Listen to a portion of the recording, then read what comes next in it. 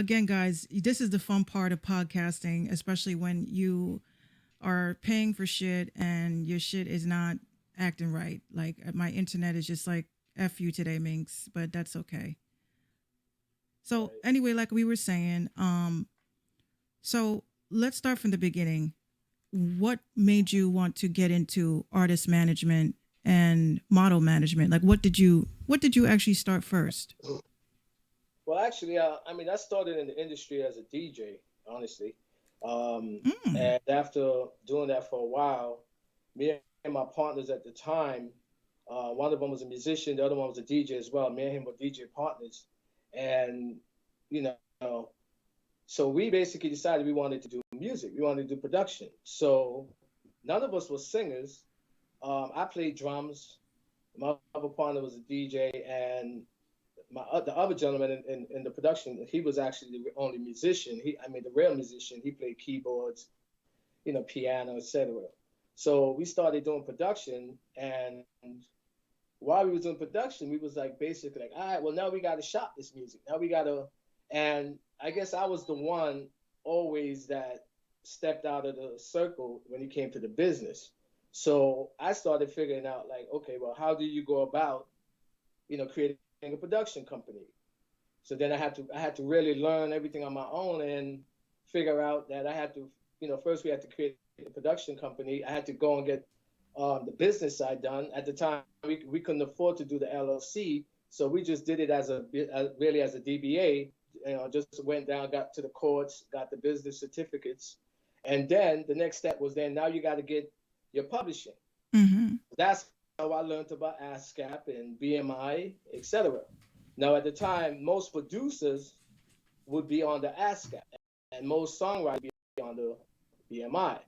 So, at that time, it was, you couldn't just go online and create your publishing. So, I had to physically go to Manhattan, go to the city, go to the ASCAP building, and basically set up, the ASCAP for the production company.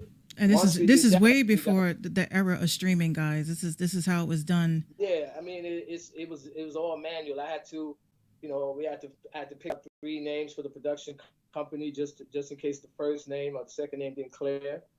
And then once that was done, then I had to wait till we put out our first record. So basically, they hold the account is the production. Your ASCAP is in like is in like an escrow until your first record is published. So once we actually got our first record published, then the ASCAP became official, and we started doing music. We started doing record deals. So I was the one that basically handled all the contracts, all the negotiations, um, licensings, etc. So I became more of the manager in the production company. And Mm. as time went on, we was putting out records and so forth and so on. Then I decided, I wanted to really start representing artists, so things of that nature. So I then started learning about contracts. I started, studying management contracts.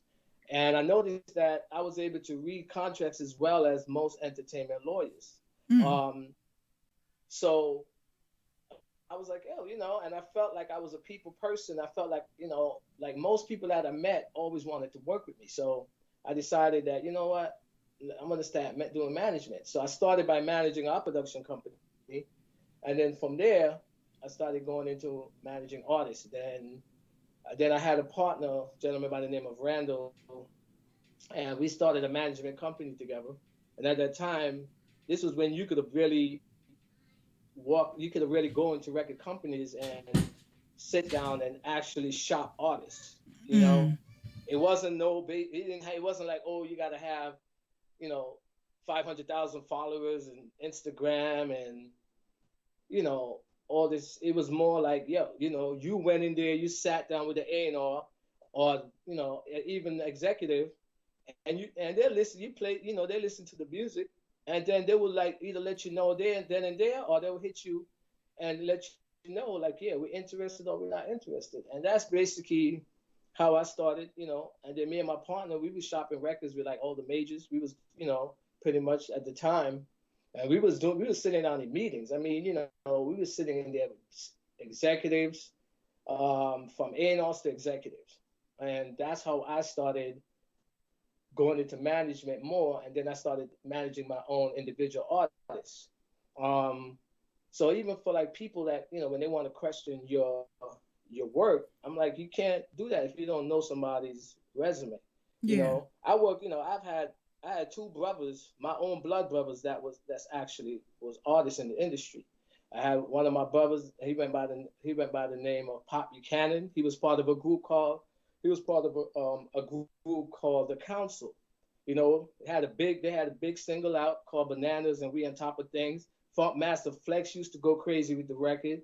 Sylvia Rhone, for those of you who really know about the music industry, you should know who Sylvia Rhone is. One of the biggest executives ever in the industry. Um, and at the time, Sylvia Rhone had heard them and she wanted to sign them, but she was in the process of leaving Elektra and she was going over to Universal at the time. And then, of course, being young and just not knowing certain things and just being in a hurry, they didn't want to wait, and so they ended up actually signing with Tommy Boy Records. I'm sure everybody knows Tommy Boy Records from Naughty by Nature and certain groups, and they signed to Tommy Boy, and then what happened was Tommy Boy. Like a lot of artists don't understand. Sometimes you could get signed and then you end up being sitting on a shelf. Yeah, So like they're like they had signed a they had shelf. signed They're Capone shelved and artists. They just yeah, they had signed. Well, right. What happened is that they had signed Capone and Noriega right on the same time, and being that they was already popping artists, they kind of started pushing them first. So being that the group, they young Brooklyn cats, they ain't trying to hear that. So they went up to Tommy Boy, and it was like a big thing, like, yo, you either put us out or we want off the label, et cetera, et cetera. So make a long story short, that's how you know I started moving as far as a manager. My other brother, DiBiase, he had a big record with him, Jazzo, and Jay-Z called Let's Go. mm, You could Google the record. Everybody still say today my brother killed Jay and Jazzo on that record. No disrespect to no one, that's the but legend. yeah. So, and if you go listen to the record for yourself, but and as everybody knows, Jazzo and Jay Z had fell out. So that was around the time when the single was popping, and Jay didn't do the video because him and Jazz had fell out. And so Jazz and my brother DiBiase did the video. Of course, it didn't do what it was supposed to do, even though because obviously Jay was the hottest artist at the time. So and that's how I merged into the whole artist thing, managing artists. I've been, like I say, when I call myself a manager, it's not based on, well, because I'm rich or, because I'm not rich. I've had a lot of people, I had a lot of situations, a lot of people did me dirty in the game, a lot of things that I should have gotten I didn't get. And you live and you learn. It's part of the game. which But is which is what very nobody could common. never, I said, yeah, which is very common. Like or like yeah, what? yeah, it is. But one thing that I've learned is that what people can never cheat you out of is knowledge. They could cheat you out of money, they could cheat you out of percentages, or they could cheat you out of credit, but they can't cheat you out of knowledge. And I feel that's the thing that I gained, you know, from being in the industry and being a manager, working with artists, shopping artists, um, you know, and for me, I think that's really defines me and defines my career. Not so much, well, okay, did I get rich or not, but it was more so just the knowledge and just knowing the business and learning so much about the business, and so on. And I then went on to that from artistry and so forth. One of my brothers actually became a really somewhat of a big model because it was one of those things where we just did a photo shoot, went to the city to a bunch of agencies, dropped off his photos, and we started getting crazy calls. My brother actually, and at the time we was little young cats, so we didn't know the game. So we was learning as we going along, and he was so sought after because this was at a point where like being like dark skinned male models after Tyson Beckford, that whole dark skinned male models thing became crazy. Especially if you was dark skinned, you had high cheekbones, and they was going crazy. So my brother at the time, I think he was, being young, but he had a developed body. So they went crazy over him. I mean, he did videos for like at the time for Jermaine Dupri when Jermaine Dupri had his label. Mm-hmm. He was in all type of magazines. He had like full spreads in magazines, and it was one of those things where we was going to all these parties and we were just seeing a lot of things that we didn't understand. Dudes coming out of Brooklyn. It was just a lot for us. At that young age, and then he just decided he didn't want to model anymore, and he went to college and so forth. And then I just continued, and that's how I first stepped into the whole modeling situation.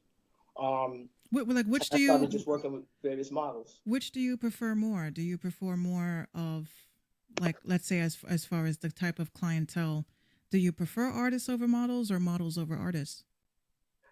It's not even so much. I mean, music has always been my first love. So, what I mean?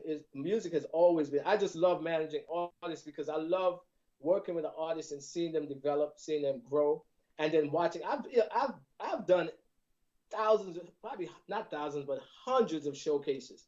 I used to do showcases all over New York, all over, and just watching your artists on stage performing and just watching the people getting into it, that's like to me the biggest satisfaction. So for me, I would say definitely music over the whole model situation. The model thing is just something that I came into it, and as a business person, I just felt like, and that's all stemming from my brother Joe. That was just something that because I got a taste of it, I got involved with it. But music is definitely my priority in that sense. Well, see, because I used to, everybody knows that when I grew up in this business, I became a manager, and I did a lot of things so horribly wrong because I was just literally winging it and just, didn't Right. have any sense of direction or anything. And I think because of managers that I would say that they are still new, they're still learning, et cetera, et cetera. Damn, that damn heat. It's like, fuck you, Biggs. Anywho, thank God for noise gates and shit. Um, Yeah. so why do you think, like, because there's a big stigma that's out now where, a bunch of artists are congregating together and saying, we don't need management. What would you say is, because we all know, like, one of the major things is that the misconceptions that come out with management is that, managers for some reason seem to think like they have to do shit that's not managerial shit. Like they're booking, studio time, they're booking, it's just not in their description. Can Right. you Right. please explain to these artists, like, there's so many different types of managers, um, Right. well, and models too, if they're tuned in. How many Yeah. different types of managers are there, and what are their roles? Well, the three main management role, especially for the artist, is personal manager, road manager, and a business manager. A Mm-hmm. personal manager is usually someone like me, who work with the artist on the bottom level, help develop the artist, um, help you to get to the point where you know get your music, your artistry, everything to a point where now we can talk about stepping to record labels or people on the next level. And you, as a personal manager, you deal with that person every day. That's why it's called personal management. You're dealing with them on a daily basis with their career. Right. Road manager is basically somebody that you bring into the picture once the artist got a deal, the artist is successful, they're making money, and now they're touring, they're traveling. Because normally what happens, a personal manager is really all three of those people in the beginning. Because Right. most artists that's coming up, you don't have any money, you don't have no budget, so you can't afford to have three different management. So your personal manager always pretty much has to carry you. You wear several hats. Right. Because me as a personal manager, even now I go on the road. like I manage Ciroc Boy T-Shawn 570. He's official Ciroc Boy DJ, and I travel with him on the road, doing road management, even though I'm a personal manager. But over the years, I've done so much road management that I can be a road manager for someone, you know. But I just happen to be a personal manager that's also capable of doing road management. Business management is usually an attorney, an accountant, someone on that level. Because the business manager's job is to really help you once you're a successful artist and you're making money, help you invest your money, help to teach you and show you ways to take your money and turn it into a businesses, not just go out there and buy a bunch of cars and nonsense like that, but really invest What? your money. What? No gold teeth? No, no, no. Yeah, I can't put a no, you Cadillac know on what I my mean? teeth. Right. And so on. So a good business manager really helps you in investment situations and stuff like that. So this way, you're really securing your money, you're investing your money. So those are three main roles in regards to management. Once you're successful, then yes, most likely you would need all three of those situations. But in the beginning of your career, your personal manager really plays your personal manager and plays your road manager and somewhat your business manager to a certain degree. Um, and that's really the thing. So for me, and I've been hearing this for years, it's not just now. A lot of artists will go, oh man, I don't really need a manager. Because a lot of artists feels that, well, I go in the studio, I pay for studio time, I record my music, and now, especially now where you can just upload the music to all these different platforms, they feel like, well, I don't really need a manager. First reason that you really need a manager is because when you get to the next level, when you start shopping your music, you start going to record labels. First of all, it's a conflict of interest. If Sony Records is interested in signing you, Hmm. Sony Records cannot sit with you by yourself and have meetings if they're trying to sign you. That's a conflict of interest. So your manager, they don't even want to see the artist until they're ready to talk about signing contracts. So your manager is your representative. That's who sits in these meetings. And when Sony present those contracts, then your manager, and your lawyer, then that's when you go out as an artist, and then you get an entertainment lawyer, and that entertainment lawyer is going to then negotiate the contract. So your manager and the lawyer is who's going to work on that, with you on trying to make sure you're getting a good deal in that contract. As far as that, so that alone tells you, at some point in time, yes, you could start out your career on your own, but at some point in time, you have to implement management because, and when I say that, don't mean just don't go out and grab somebody because, oh, that's my uncle and I trust him, so he's my manager. You know what I mean? Which is what you find a lot, like, and I understand because a lot of management comes with trust, and a lot of artists, they trust their uncles or aunties or moms or whoever to have their back, even though sometimes your old family will do you dirty. We all know that. So Well, that's not yeah, always a guarantee, most of the time, right? most Right. most of the time So they'll put a freaking life insurance policy on your ass and cash right. in. But the key thing is to at least find someone that at least have somewhat knowledge of the industry of the music business. But you need that because record executives, like I'll give you an example. I think it was like 2 years ago, I had a meeting for a female artist I was working with at the time. And to a good friend of mine that was an engineer at Sony, I had the opportunity to have a meeting at Sony. Sony is one of the hardest record companies to talk about getting a meeting with. And I was able to get the meeting at the time. It was with the senior vice president of Sony, who actually the one that signed J. Cole. Mm. Um, and I had a meeting with him, and it was funny because he was eating lunch. He's eating his sandwich, whatever, and he's playing. It was a female artist, and he's playing her stuff. Mm. And and then he critiqued it, and then he was like, "Look, she's a good artist, but she just needs to do this, she just needs to do that, et cetera, et cetera." And it was cool, but It was just the fact that to say I sat in Sony Records with the senior VP and had a meeting, it's not many people that could say that. So for me, management is something where at some point in time you need it, but make sure it's somebody that at least is knowledgeable of what they're doing, is knowledgeable of the business. The second reason why artists needs management, because I see this every day. You know what I mean? Every time I come across an artist that's interested in working with me, or I'm interested in working with them, the first things I do outside of listening to the music is ask you about your business. Right. And I would say out of maybe 50 artists that I've had that question with, I would say at least 40 of them didn't have their business right. That's crazy, especially And in they're 2020 just now. they're just I dropping mean, that's music. crazy. They're just dropping music anywhere. They're just like putting everything on Yo, listen, copywritten. no, like I'm not gonna call no names, but I met a female artist, a very talented, incredible. She had music Mm-hmm. out, whatever, on on platforms.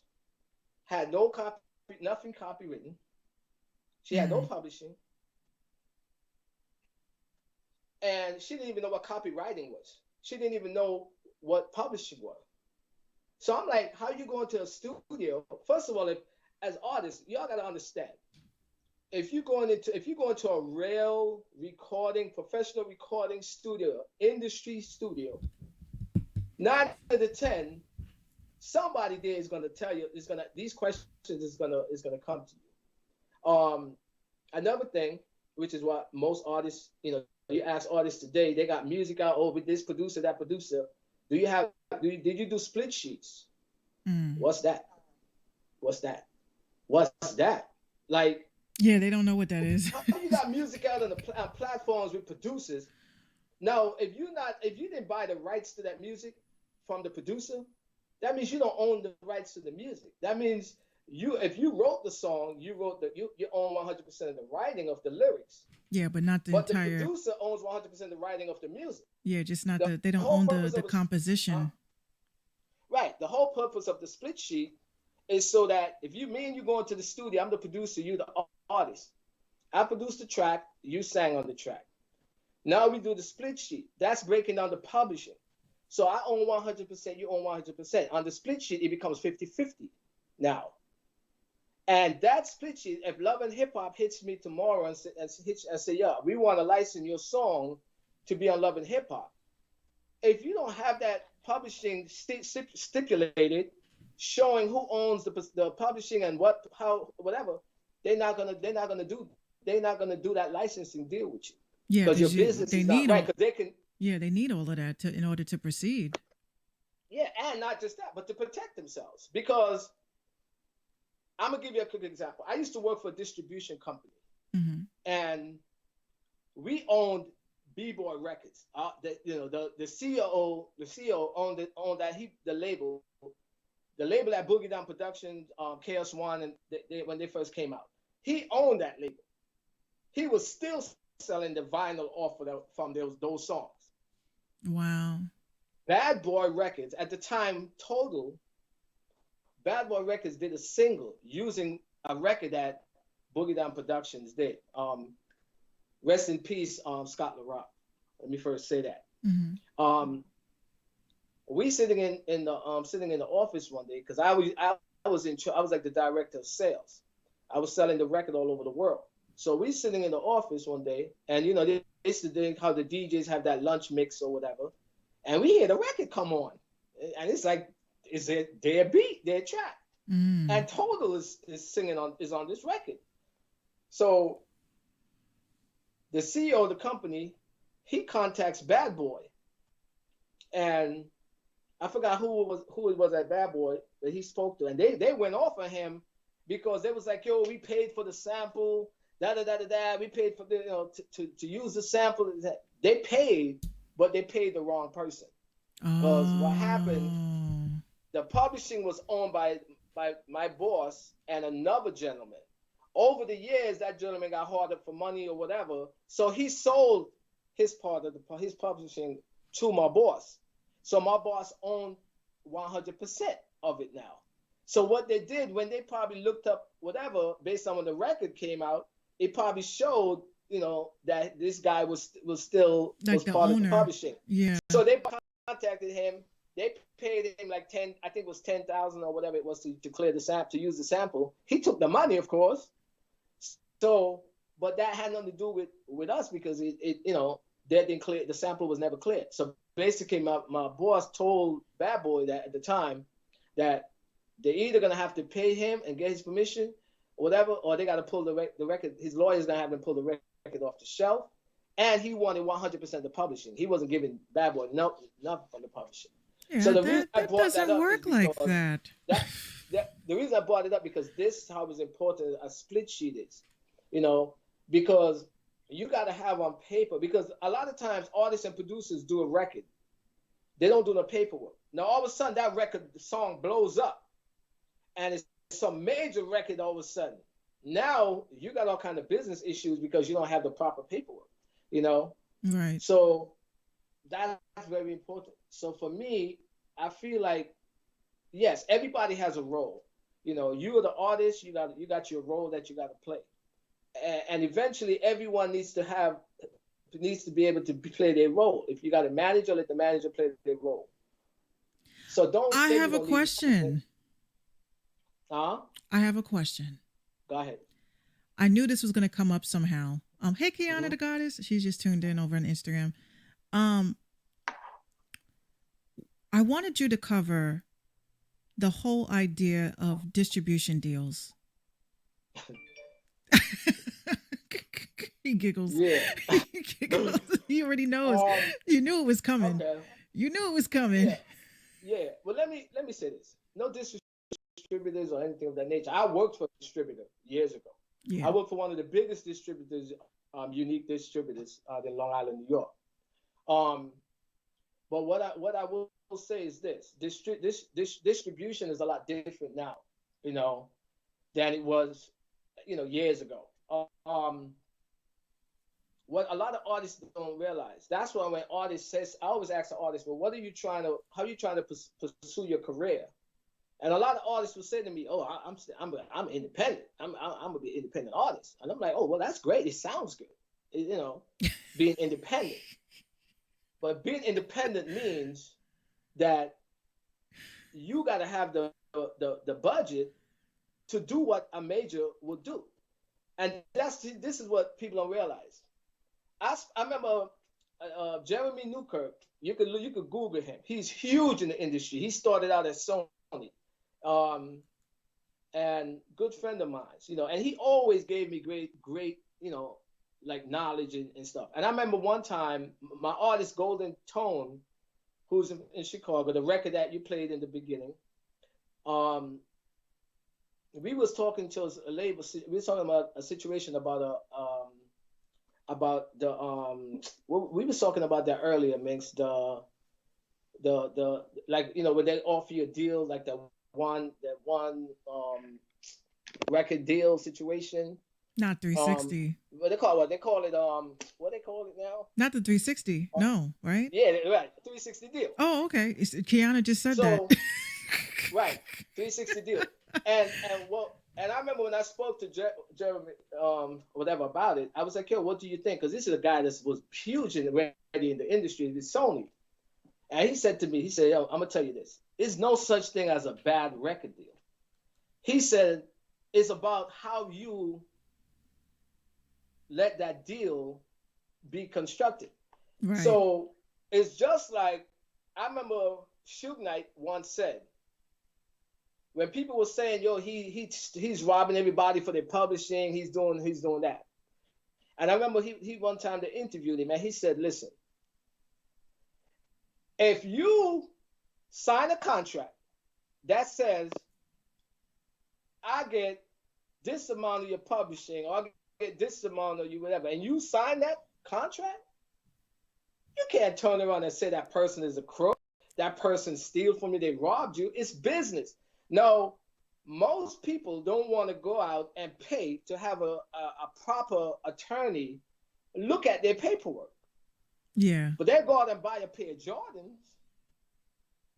They'll go out and spend money on a Gucci bag, but they would not go out and give a lawyer $500 to review their contract for them. Yeah. So when they sign these contracts, and all of a sudden later on you realize that this person getting this percentage and or whatever the case is, now you're like, oh, they cheated me. No, they didn't. Because unless the person put a gun to your head and made you sign that document, you cheated yourself. Yeah, the truth is So that you didn't know what you were signing. And signing, exactly. so it's like And technically they didn't get over on you because they showed you, hey, I'm a snake in the grass. And you're just like, you know what? I'm going to feed the snake then. And then you get mad because now the snake is biting you and injecting their venom in you and killing you slowly. And then now it's a wrap. right, exactly. And so now when you're in that dying bed, now you want to say, oh, he bit me and he gave me the venom. No, but you bit yourself, because you didn't handle your business the proper way. Um, so for me, I tell people all the time, it's not really, don't blame the major record. Don't, and that's the thing. A lot of people blame the majors. Oh, majors is this, majors is that. It's no business in the world that's perfect. And yes, there are people, if you are not smart enough and you don't make sure you have the right people surrounding you, yes, you could end up in a situation where you're giving up stuff that you really shouldn't be giving up. Okay. Yeah, Kiana's going in. Like I said, She's going I in. ran in, right. I ran into Evil D at one. Evil D, everybody knows that's the producer from Black Moon, etc. A lot of people don't know, this dude produced a lot of records. He did records for Erykah Badu. He did that record that people still dancing to in the clubs, Return of the Mac. You know, you know what I'm saying? And what he said to me, he was like, bro, I never gave up any of my publishing. He said, Right. I got checks coming in left and right from my catalog. He said, because he never gave up any of his publishing at that point in time. Now, we all know major record companies, one of the things that they always asked for, which was considered standard, was 50% of your publishing. Yeah, they wanted half of everything. That was half your Everything. publishing. And actually, a lot of record companies basically stated that they own your masters. Now, that was because we didn't know a lot of things that we should know now. Okay? Yeah. So, right now, in today's world, major or minor, no one should own your masters. Yeah. Okay? No one should own your masters. You hear As that, far as the kids? publishing, Kids, you hear that? Your homie in his apartment, in his bedroom with his mom in the other room. Yeah, he shouldn't have your masters. He should not even have possession of that.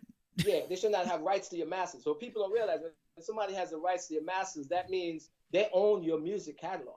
That means anybody wants to license it, anyone, whatever it is, you got nothing to do with it. They get the money, not you. You don't make any money off of that if you don't own any rights to your masters.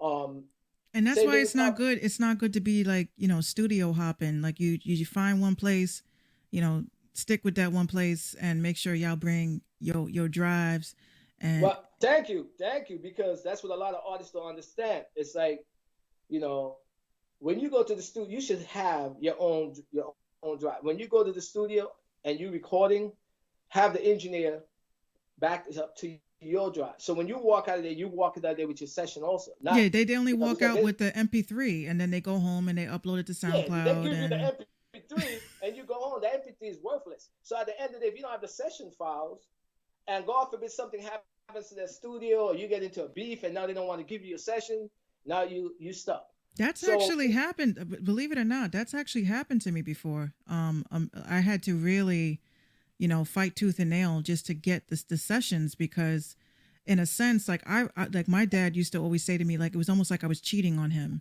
Like my dad would be like, he'll hear a song on SoundCloud and he'll be mhm. like, "Where did you record this at?" And I'm like, "Nowhere." He'd be like, did you get? I mean, do you have the session? And I'm like, no, I just have the song. You better go and get that damn session. Mhm. And I'd be like, "Oh, okay." Yeah. A two track is really worthless.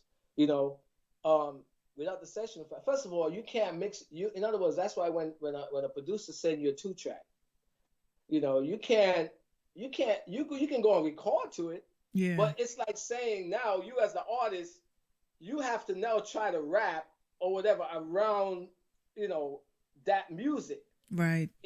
Now if you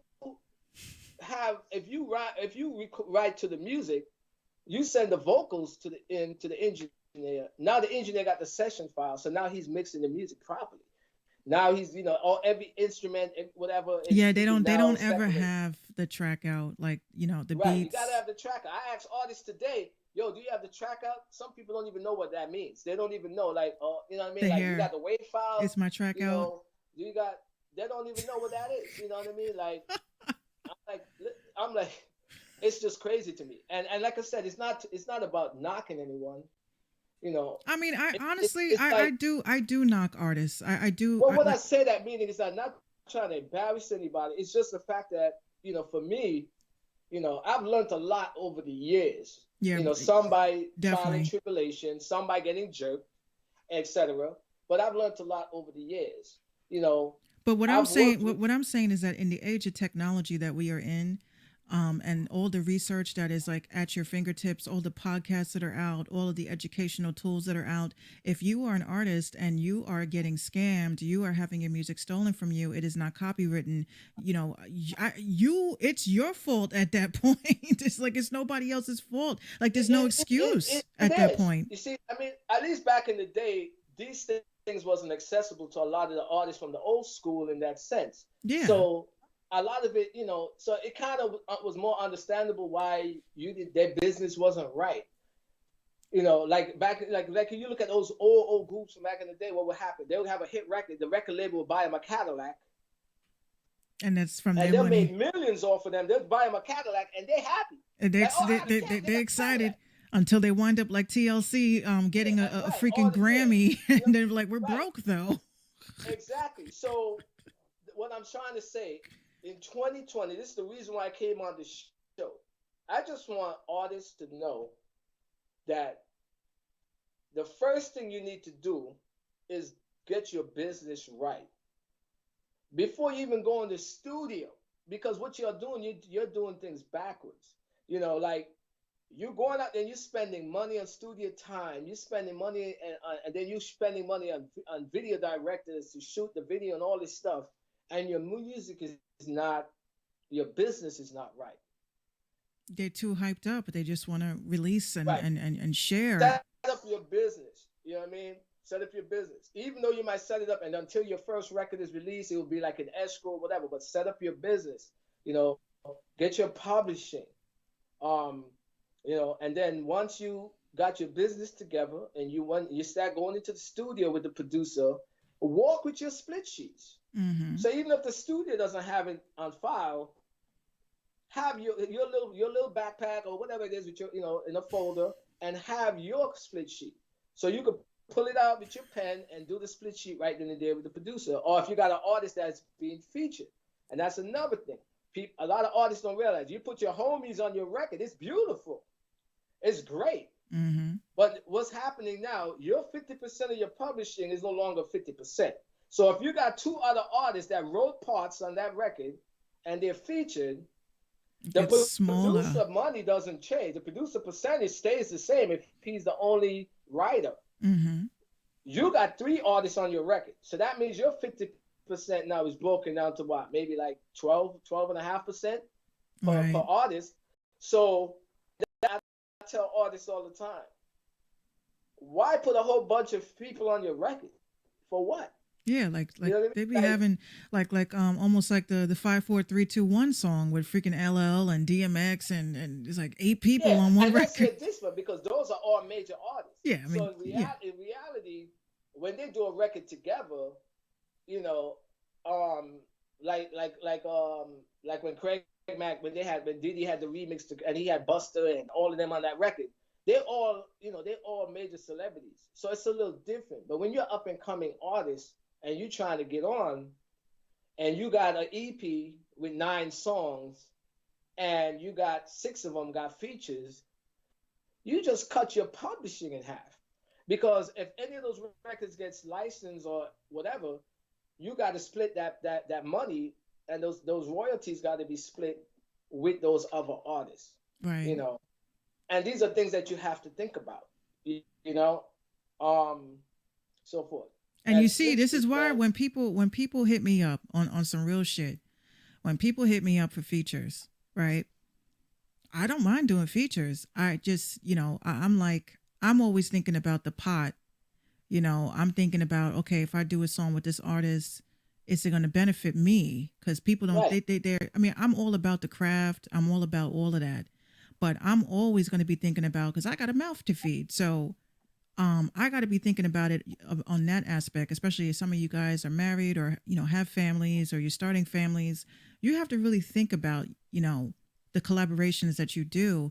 Is it really worth it? Because you do have some collaborations where you might be the serious artist and that other artist is just a hobbyist. You know what I mean? Like they have no right, plans or intentions of actually becoming a legitimate artist. So you just basically wasted a beat and you wasted some studio time and you wasted some other shit because, some people just are not as serious. Like someone like for myself, if I was to do a feature, it would be with like City the Great, or it would be like with Golden Tone, or a couple of other artists that I've actually come across with this platform. But it's very rare. Like it's just right, right. very very And, rare. yeah, that's, and again, it's like what a lot of artists don't understand. Like, first of all, on the industry level, because I work for industry producers, I work for the Phantom Boys or whatever, and we worked at a quad studio for a period of time. These are guys that have, platinum records. Hmm. Um, and features with major artists, it's not done through the label. Labels very, very seldom will clear a feature. Those features with major artists are done between the artists. So let's say Drake is in the studio and Kendrick Lamar came through. Kendrick Lamar was in another session, and he hopped into his session and he heard that joint and he's like, yo, this is fire. And Drake is like, yo, word, you want to drop a 16 on this? And Kendrick dropped that 16. That's how most of those features come about. It's not like the record label, Set it up like clearing, this just because they're in the next room and they hear some yeah, heat. it's all, most of those things come between, it's between art, it's the artist. Right. Um, and a lot of times that's why, they do it. Um, but yeah, but that's a big thing. Just something that you have to think about. Just understand when you do, these are things where you're now changing the percentages of things in that regard. Um, but as far as to end up in the whole distribution situation, it's basically distributors today. What artists has to understand, yeah, you can, like I have artists that's on the have music out to DistroKid and stuff, things of that nature. But at the same time, you got to understand, just having music out to a distributed platform is not enough. Hmm. If you don't have promotion and marketing behind those that product, if you're just another artist within the probably a million that has music. Yeah, your music is on iTunes, it's on Apple, it's on, Spotify. But Hmm. if there's no promotion and marketing that's pushing those people, to engage those platforms to look for you and listen to your music and download it or stream it or whatever, it doesn't mean much, you know. So when you say, yeah, I got my music is out on on all platforms. So it's like, yeah, it's on all platforms, but what is it really doing? You know? It's like, yeah, who's So these are the things you got to think about. So it goes back again to what I'm saying, invest your money the right way. So instead of going on and spending money on things that's not gonna do anything for you, invest it on situations that's gonna help.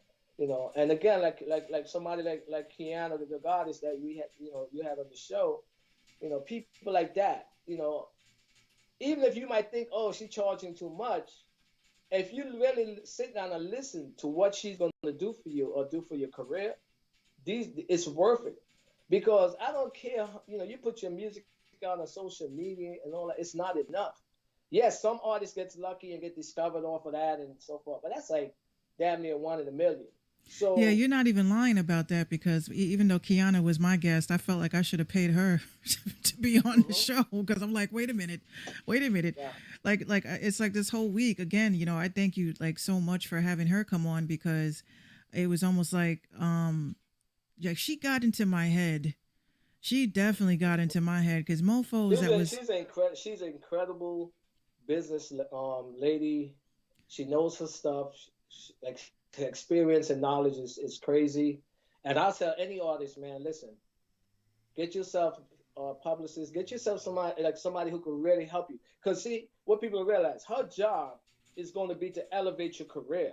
right, She's going to get you on those major blogs. You right. know, the sways in the mornings and those type of blogs. She's gonna get you on the real blogs. She's gonna get you in magazines that's industry related.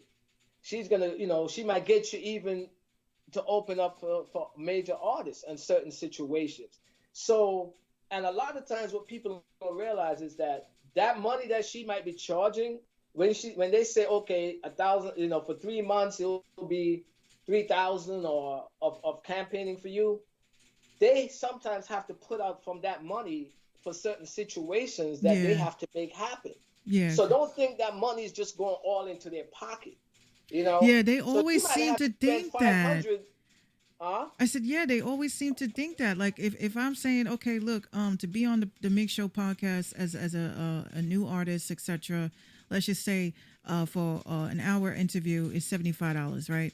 So Mm-hmm. you're getting $75. So I'm like, what the hell do y'all think I do with that $75? I don't buy a freaking new dolly for my baby. That shit got to go to the lights. That shit got to go to the internet. That shit got to go to the website because the Right. website ain't free. That shit got to go to the phone lines because the phone lines ain't free. That shit got to go to the websites that I pay for in order to stream multicasting, even though it's lagging as fuck. All of that shit has to go somewhere, and it's like I'm lucky if I walk away with $10 out of that 75. And that's what they don't understand. It's no different than you going to work at McDonald's and you bust you behind doing whatever your job is. And at the end of the week, you get your check. But do you get all that money go to you? No. Nah. You got the state tax, you got the federal tax, you got Social Security, you got that dude that everybody always asks, who the hell is FICA? You know what I mean? Like So where does FICA live? I want to be FICA up yeah, you know what I mean. So and Social so that Security so if your and check was Medicaid. 300, if your check was 300 gross, now your check is like 220 or something like that net or whatever. So it's the same concept. Yeah, Like and at you the end pay of the some year, you get your money back, and then you can go buy your flat screens and not invest in right, right, yourselves, and right, yeah, right, exactly. But so it's just like if you paid it's like if you so when you pay somebody like a Kiana, it's not like okay, don't think about it. Oh man, that's so much money she charging me. No, because you don't know what she has to spend to make those things happen for you, to get you on those blogs, to get you at those top radio stations. yeah, it takes You money know, to make money. This it is takes all an yeah, she has to investment. spend that money too. And at the same time, she has to live. She has responsibilities and so on. And what people don't realize is that I remember one time an artist said to me that, oh, somebody told me that you should only be getting 10%. And I said to me, I said, you got to be ready. I said, yo, you got to be the Whatever greediest person crack in you the world. smoking, go back I to the said, I dude and said tell him to because give you back your money with that crack you smoking. I said, listen, you go anywhere in the industry, the standard is 20% for an artist that doesn't have a deal. When you're up and coming, it's 20%. And the reason why it's 20%, because you really have 9 out of 10. How many artists paying their manager in the beginning of their career? You None. know, because you're not doing shows making money. You don't got a record out, a hit record out making money. So that percentage is saying that way. If you do make it, because of the work and time that person put into you, they should at least get 20%. Now, if you Chris Brown and Chris Brown hires me tomorrow to work as part of his management, he could give me 5%. Yeah, like my Because dad says, 5% of Chris Brown what's 10% is of nothing? 10% of nothing is nothing. So if you're not there making you any go. money, why are you crying about Exactly. So I 10%? work for Chris Brown for 1% because I know that 1% of Chris Brown is gonna be real money. You Right. know, rather than having 20% of somebody that's not making no money. So a lot of times people don't understand that, and then they, because I tell people all the time, look at it this way: if you're an artist and you got paid $1,000 to perform somewhere, your manager's getting 20%. So that means your manager gets 200, you walk away with 800. How is that? How could that be unfair to you? You know what I'm saying? Right. Like, I never got that. Like, how can that be unfair to you? You don't think about how much phone calls your manager had to make, how many, contracts, negotiations, certain things that they might have had to do leading up to that show. You Right. know, like I do bookings for my Ciroc Boy DJ T-Sean. Shout out to T-Sean 570. Um, you know, and when I do a booking, and whatever he gets paid as a DJ, I get my percentage off of that. Right. And he never once argue and say, "Oh man, you know what I mean?" Like, it's like you worked for, you earned your money, and that's how it's supposed to be. Yeah, You Kiana know, Kiana just said exactly the manager isn't even making money off that show. right? And at the end of the day, a lot of people they don't understand that. It's like, People just want like people honestly, I think artists just think like they want like everyone in their team. First of all, artists don't believe they need a team. They just believe that they're the team. But they don't believe that the team has to be paid. So that's almost like if we're using the reference of McDonald's, right? So right, with an establishment, let's just compare ourselves to an establishment. They're right, basically saying that okay, so the janitor that cleans the floors, that cleans the bathrooms, that makes sure that everything is clean and up to code shouldn't get paid. They believe the right, guy at the fryer who's flipping the burgers, making the french fries is not supposed to get paid. They think that right, the person that's picking up the orders in the front of the establishment as well as at the drive-through shouldn't get paid. And the only person that should get paid is the McDonald's himself. So everyone has to right, run the ship. Everyone has to right, run the ship by themselves and then everybody beneath them doesn't get paid. So this is why I don't understand like some of these concepts of where artists come from. Like, yeah, you may not need management right now. You may not need management right now. Okay, maybe you don't have right, the finances to do it right now. Maybe you don't right, have the publishing. You don't have the correct paperwork to even say that you're a legitimate artist. However, if you're seeking someone to help you at that point, I need shows, I need this, I need that, and then you're contacting people, hey, can you help me with this? Can you help me with that? I don't care if we best friends. I don't care if I don't know you from a hole in the wall. It's called PayPal. It's called Cash App. It's called Venmo. right, That's my name at that point. right. And what's crazy to me too is that what people don't realize is that, you know, you're also paying for the fact that that person has experience and knowledge. It's like, because if you have an idiot representing you, what do you think is going to happen to your career? You know, um, realistically. So you can have somebody free, yeah, that's my whoever. But at the end of the day, when it comes down to real business, no, people on the next level, industry level, they're not going to deal with you if you don't have the proper management around you. And people And, talk on top of that. People like and it's not like they keep everything secretive to that one location. People go to like they go to little networking galas and they have networking brunches and dinners and breakfasts and they will talk about you. yeah, of course, They will you know, blacklist your ass before you could right, even say what's going on with my career.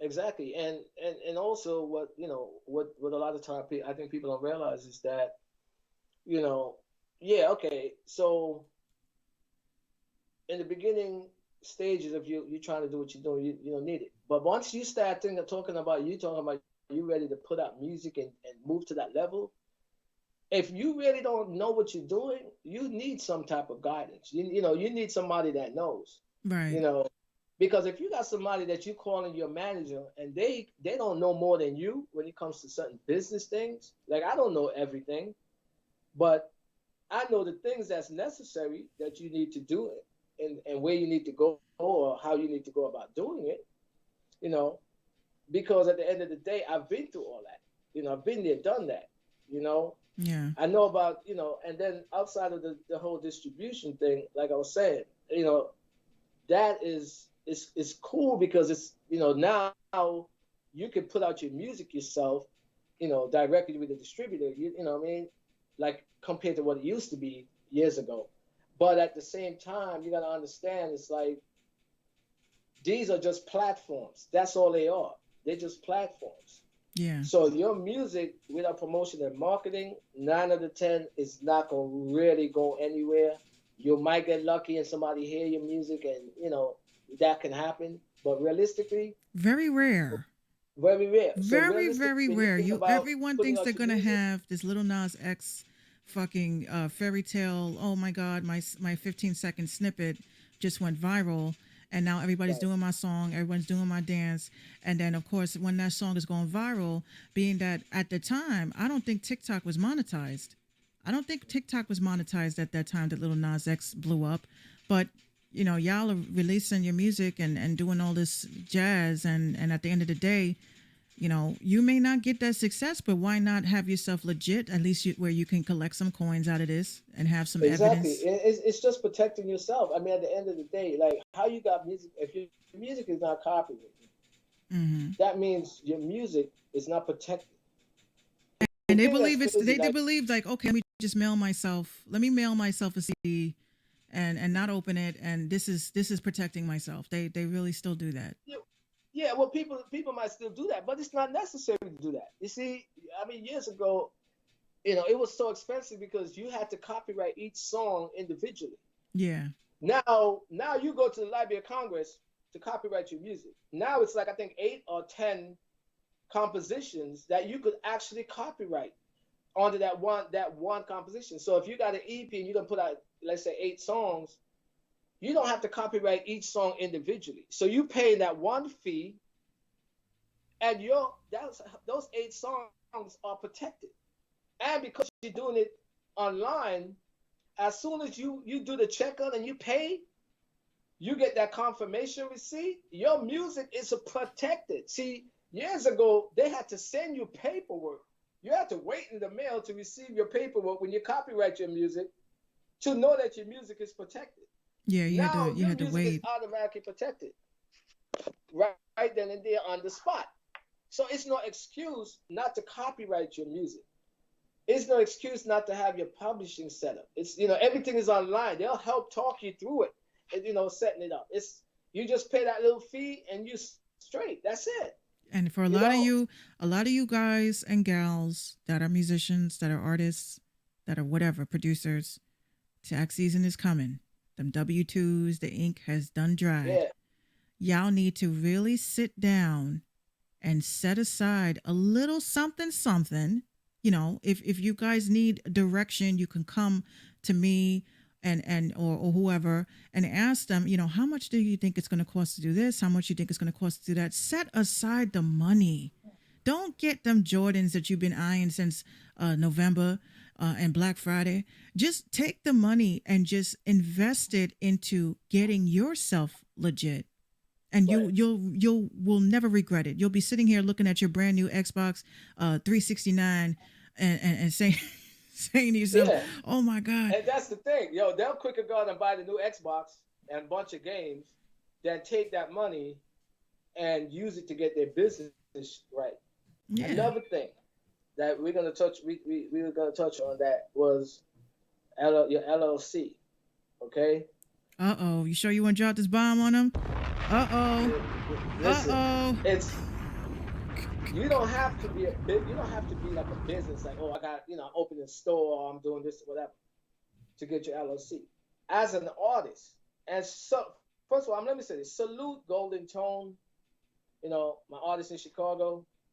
He had an LLC for several years now, and what you as an artist, what an LLC does for you is that, let's say as an example, let's say Sony wants to sign you tomorrow. Sony heard your music, they love your music, they're going crazy over you, they want to sign you.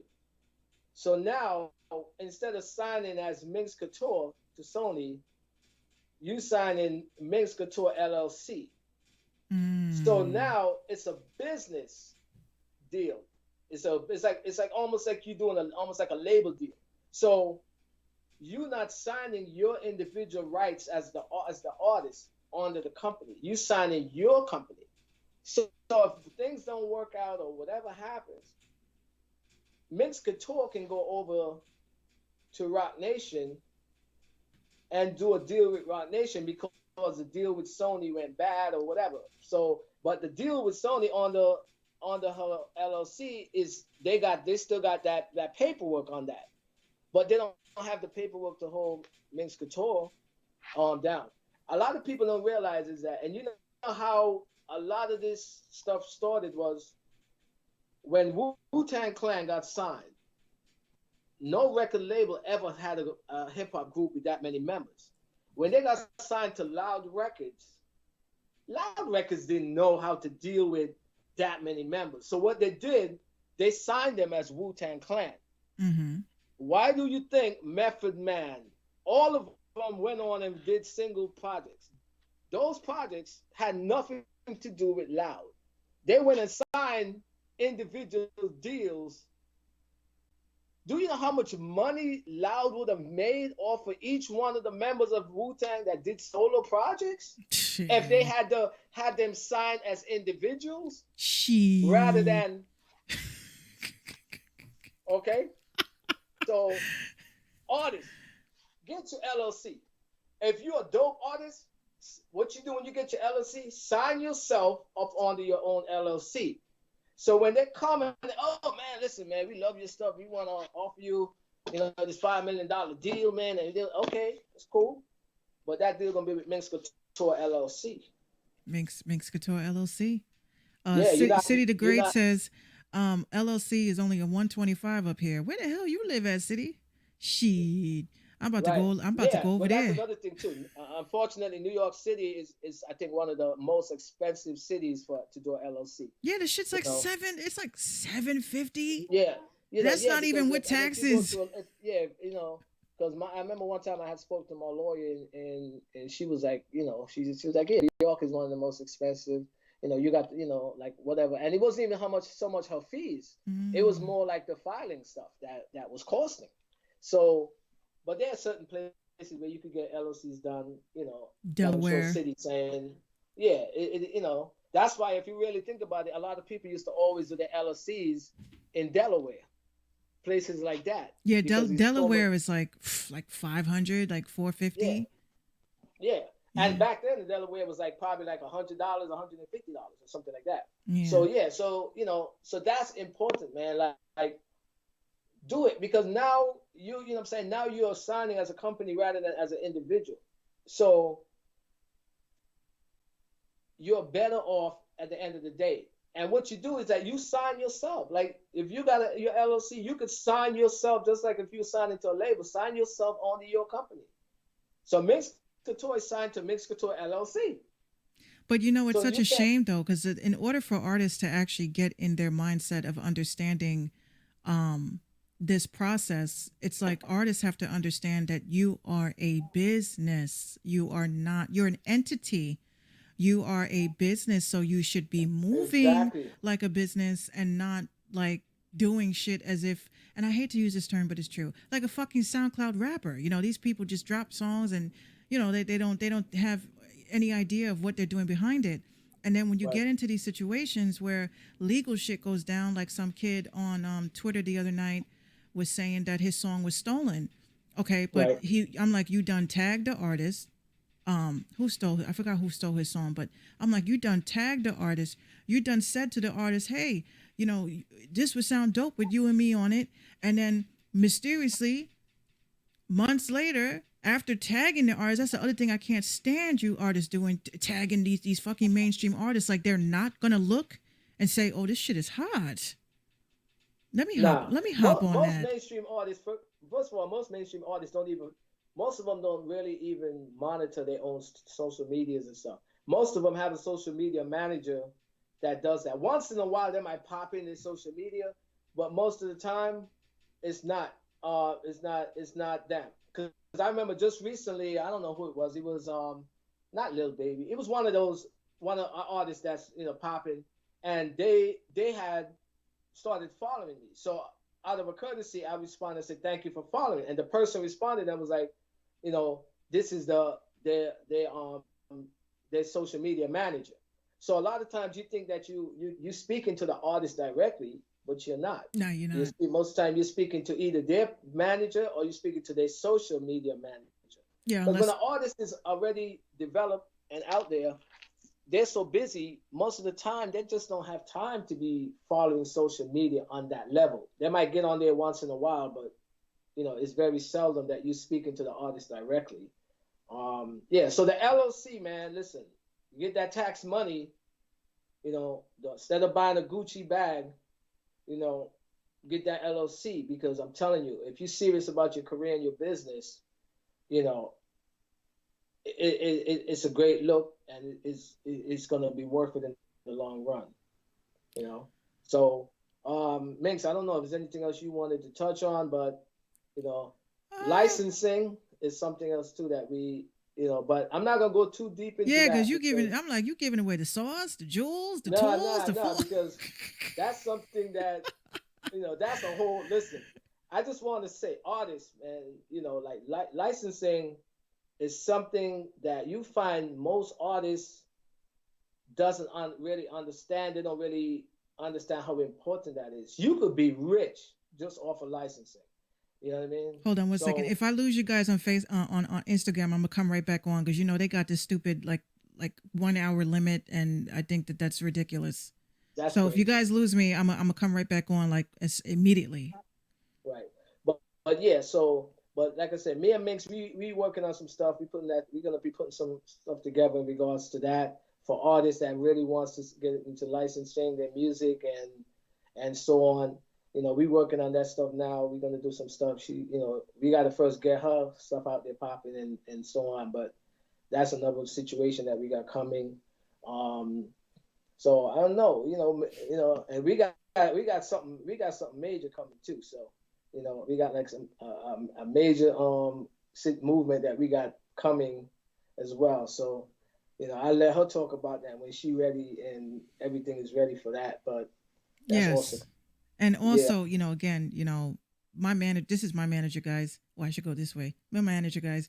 Uh, I yeah, appreciate you so much. I know that you were a little bit under the weather, but it's always such a yeah, yeah, blessing. definitely. It's always such a blessing to have you be part of the Mixed Radio family. And if you guys, of course, you guys follow Leonard over at Leonard Croft MGMT _ You guys see it on the screen. Make sure y'all follow him. And don't pick his brain too much. He's my manager. And City the Great. He's our manager. And Golden Tone. He's our all the models. He's our Yeah, well, first, manager. yeah, yeah. I'm gonna do a little quick shout out, before I get off too. But yeah, definitely, man. Like I said, I mean, y'all gotta understand, man. Like, Minx is like, such an incredible, not just talent, but just a human being, man. And she's trying to do so much for the independent, industry, and like I said, she offers so much. I've never met anyone in my life that do what she does and wear as many hats as she does and wear them all well. So for me, it was an honor, you know, for her to even want me, to represent her. And so I thank you for that. Oh, you're And I making tell my cheeks everybody, hurt. listen, man, this is a special lady right here. So, one of the things I've been posting recently is, you want to use her skills, book her now while you can afford her. Because I'm telling you, soon this woman is going to be on a level where, it's not that she's going to be trying to be bougie or anything, but she's going to I'm be in bougie such a now. demand. She's going to be such a demand that, it's going to cost a lot to be able to get with her. So I'm telling you, trust me, she is going to be major. Take my word on that. It's coming. I want to also shout out my artist, City the Great. One of the very incredible artists, incredible human being, very loyal, also, and also very intelligent. Like I learned stuff from him. He teaches me stuff about the industry. Like him and Minx are two of the people that got this whole. They got the whole, promotional things, marketing, certain things like that. They kind of know. They have how this whole thing works. And City City is dope at that as well. He's just such a well-rounded artist. Watch He me and City gonna get a podcast. We're gonna have a podcast, Yeah, and yeah, it'll be I already dope, see man. it. And then Golden Tone, my artist from Chicago, he's been with me the longest. I mean, he's like family to me. I got to definitely shout him out. He might be watching too. But like I said, very intelligent. Like I said, years ago he created his LLC. So anybody wants to sign him, they got to go to his LLC. You can look him up too. Check out his music, City the Greats music. You know, they on all platforms. Definitely check him out. I also just signed a new artist, singer, songwriter, musician from Boston. Towards the Mm. ending of 2019. Man, ATL July. Incredible, incredible. He's a basically like a trap R&B singer. So what he does, it still kind of it works really well with the rappers, but he's a real singer. Like he'll sit down and play the piano and sing Brian McKnight song. So, Oh, you know, competition, huh? yeah, but he's more like I said Competition, into the huh? trap. Yo, ATL, if you watching, you see that, right? So No, so I'm yeah, so kidding. he got some great stuff.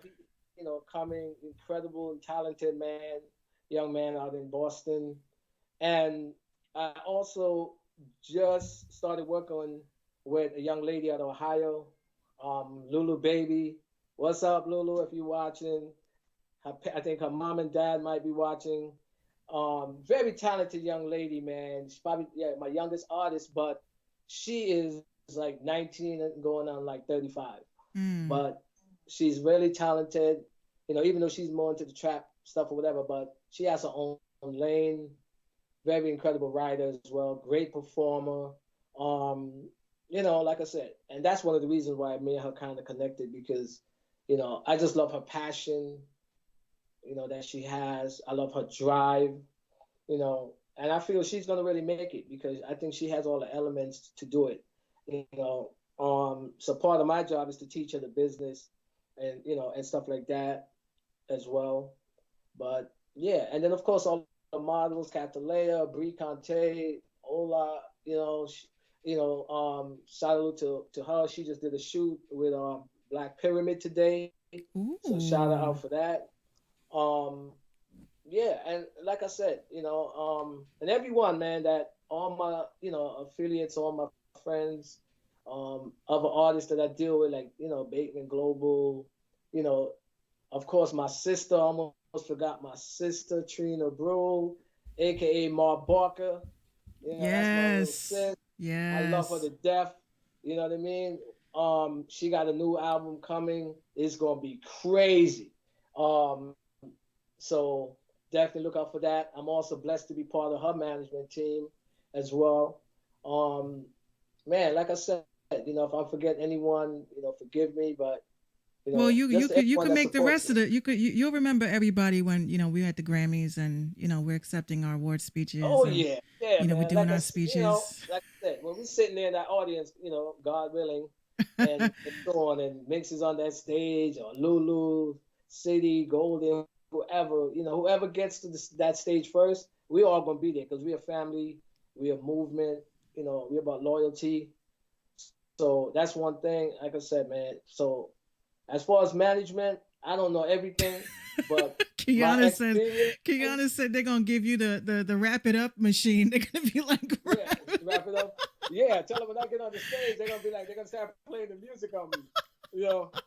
But yes, but definitely shout out everyone, man. And Minx, thank you for having me on.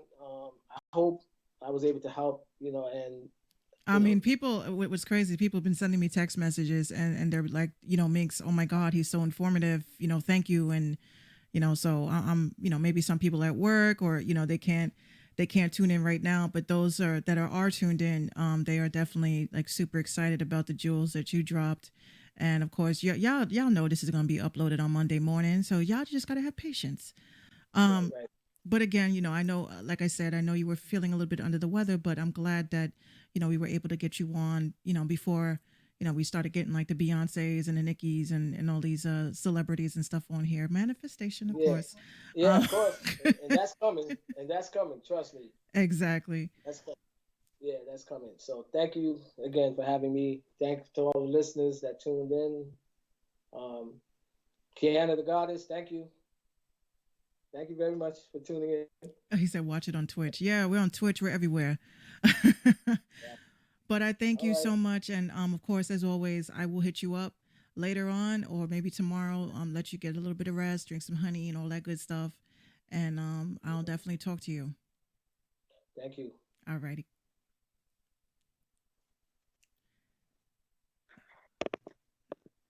Okay. All right, guys. Did I hang up? I don't think I hung up. Let me see. Oh no, okay, now I did. All right, guys. Again, I do appreciate you guys tuning in. I just got maybe one more song to do, one an interesting article, and then we're gonna call it a night because this whole lagging situation was just killing me. Um, but yes, so this video that I'm about to debut, is my baby sister. I know that before I had played her song that she had before, but she has a new track out, and I will definitely say I was a little bit like very blushy, like because when you see your little brother or your sister, and they're older and they're more mature. I was very, very, very, like, oh my gosh, okay. So those you guys that are on Instagram Live, try to head over to you can head over to theminkshow.com or head over to Twitch. I'm going to be streaming the video live. I don't want to get flagged on here because y'all know how that is. All right. So head over there so you guys can check out the video. And again, this is my little sister. Her name is Tori. And this is her new song called Babe. So here we go.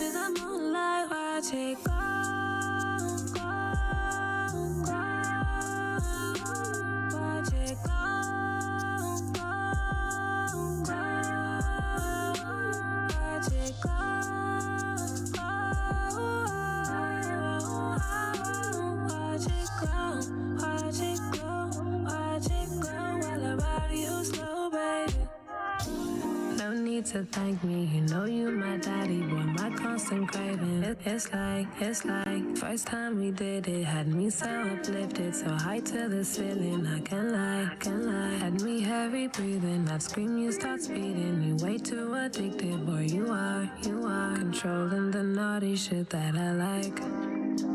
Got a lot of shit on my plate right now, right, but your homegirl hit me when you landed, so you're back in town, hey. Tell me what it is, how it feel while you lay me down, babe. Tell me I should hush, keep it shut, you gon' show me how you do it, how you do it.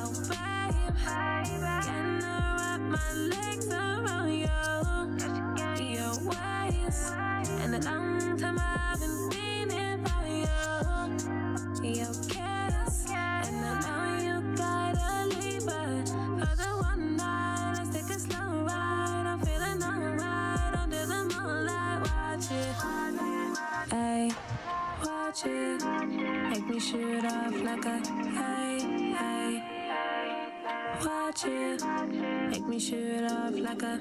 Hey, hey. Watch it. Hey, baby, watch it. Baby, watch it. Keep it on go, don't stop it. Make me shoot off like a rocket. Keep it on go, don't stop it. Make me shoot off like a rocket. Rocket, so don't stop it. Make me shoot off like a rocket. Keep it on go, don't stop it. Make me shoot off like a rocket.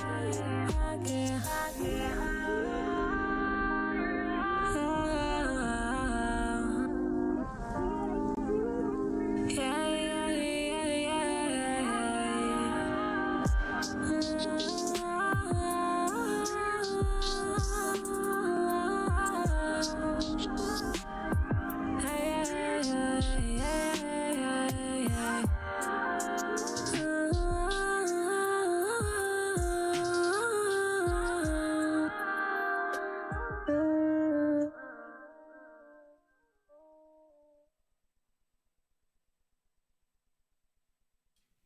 All right. So again, that was my little baby sister.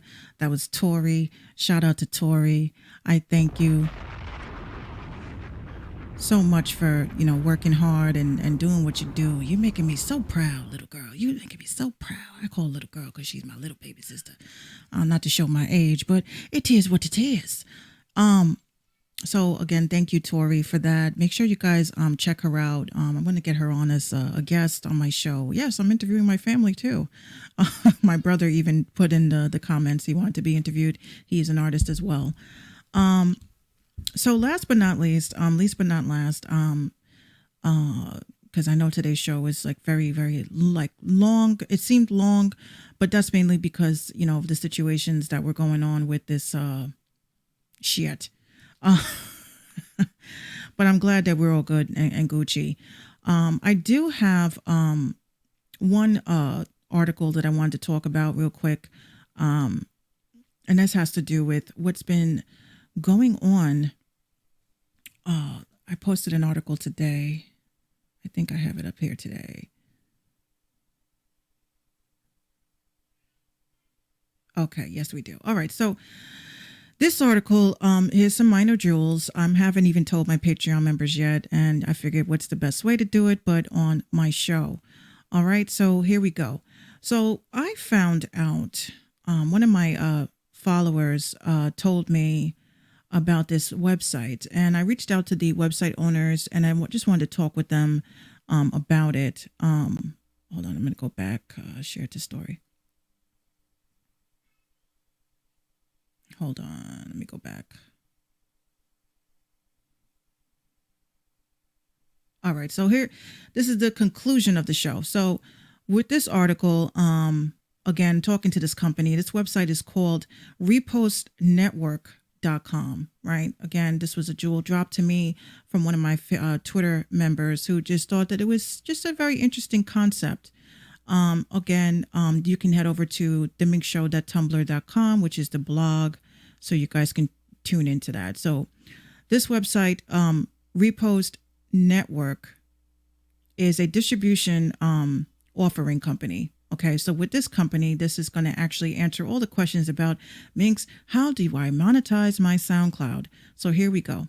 So it says, Repost is designed to help the fastest growing artists and labels make a living through their audiences online, on and off SoundCloud. So if you guys, again, everyone thinks I like to poke fun at SoundCloud artists. I really don't. But I think that if you guys take a look at this, then maybe my opinions will change. Okay, so again, this is another way to distribute and monetize your stuff, but this is specifically for people that don't want to leave the SoundCloud platform. So it says Repost makes it easier than ever to monetize your tunes and self-release. It says on top of giving us the control we need over our SoundCloud, damn, this is going fast. It allows you to monetize. So this is all about monetizing. Okay. The resources where they allow you to monetize, is endless. Like these are the partners. Let's damn. let's look at the partners here. So the partners here that they help you monetize to is SoundCloud, YouTube, Spotify, Apple Music, Facebook, Instagram, Pandora, Google Play, Amazon Music, Tidal, Deezer. And these are some I never even heard of. Melon, Beatport.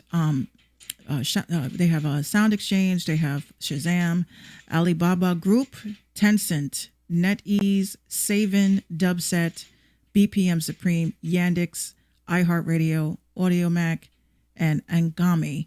So these are the resources. So again, you guys may want to head over to repostnetwork.com. Here is a very extensive application. So they don't play no games. They don't accept little trash cans and little dirt bags. You guys have to fill out this information in order for them to consider you to be part of this platform. Again, they ask you first, last name, email address, date of birth, location, etc., etc. They want you to apply with either your SoundCloud or your Spotify. And again, this might be very helpful. They also have a really nice blog where yesterday's date, they actually posted the hottest SoundCloud playlists. So there's a website called Pitch.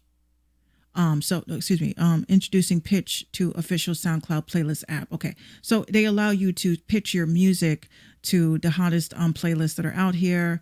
And of course, you guys may want to check out this website in case you are a SoundCloud artist and you are looking to make sure your SoundCloud is monetized. They help you get the ISRC codes and UPC codes. So it's very helpful in that aspect. I just wanted to point that out, especially those of you who release songs and beats and things like that through SoundCloud. This might be helpful to you if you don't want to take the Spotify and iTunes, etc. rap. Okay, so that's today's show, guys. I wanted to make the show very like a lengthy show because of the fact that I wanted to have a manager come on to actually discuss management, and that's always going to be like a long conversation because we've gone through this several times. And why it's important. So again, I thank you guys for tuning in. Next week, we're going to be releasing. Oh yeah, one more thing. Oh, what am I doing? I'm moving too fast. Okay. If you head over to minxradio.com, I just dropped a amazing interview with King Solo. As you guys can see, your girl Minx is doing things a little bit differently. I kind of want artists that want interviews to have their own episodes. And I'm going to be starting with my Patreon members because my Patreon members are my members that actually are supporting the platform and should always get first dibs on any types of promo and etc. So I'll be going through the list of the artists that I will be working with. All right. So basically, this interview that I had today was with King Solo. This episode was called King's Corner. Make sure you guys tune into that. You guys can also head over to theminxshow.com so you guys can read the article for it.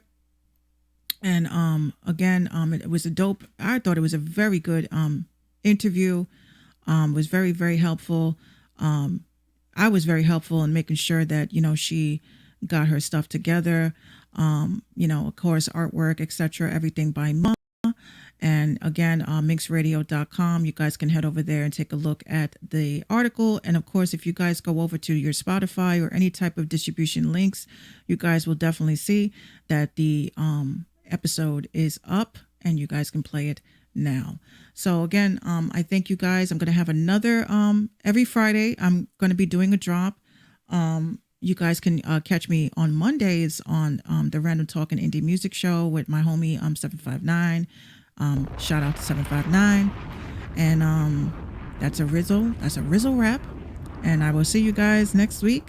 If you guys have any questions, you guys can reach out to me. Submissions at minxradio.com. Again, submissions at minxradio.com. I look forward to speaking to you guys.